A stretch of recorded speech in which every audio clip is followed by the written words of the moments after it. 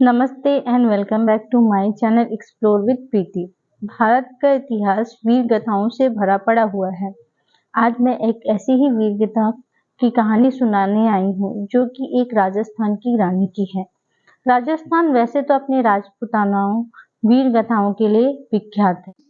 कहानी वीर और साहसी हाड़ी रानी की। हाड़ी रानी के बलिदान की कहानी सुनकर लोगों का मन आज भी विचलित हो जाता है। उन्होंने मेवाड़ के लिए जो कुछ भी किया है आज भी याद किया जाता है और उन्हें उनके बलिदान के लिए पूजा जाता है।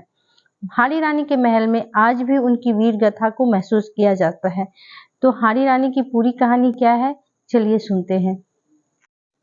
हाड़ी रानी राजस्थान के महाराज हाड़ा चौहान राजपूत की बेटी थी और उनका विवाह राजस्थान के मेवाड़ के सरदार रतन सिंह चोड़ावत से हो गया था। विवाह के कुछ दिन बाद सरदार रतन सिंह को एक युद्ध पर जाना पड़ा, लेकिन सरदार अपनी नई नवेली दुल्हन को ऐसे छोड़ के नहीं जाना चाहते थे। साथ ही साथ क्षत्रिय धर्म भी निभाना जरूरी था, इसलिए वे उन्हें युद्ध के लिए निकलना।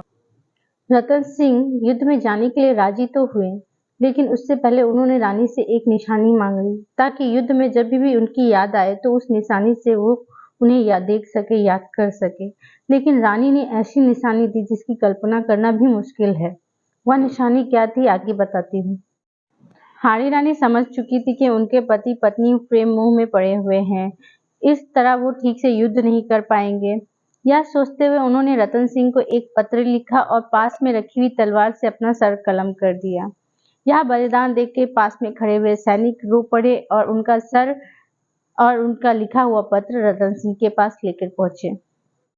हाड़ी रानी ने सर कलम करने से पहले जो पत्र रतन सिंह के लिए लिखा था उसमें उन्होंने अपने पति की हौसला अफजाई की और हौसला अफजाई करते हुए उन्होंने लिखा, मुझे पूरा विश्वास है कि आप अपना कार्य कुशल पूर्वक करेंगे और दुश्मनों को रोकने में सफल होंगे। साथ ही साथ मुझे विश्वास है आपकी विजय पर।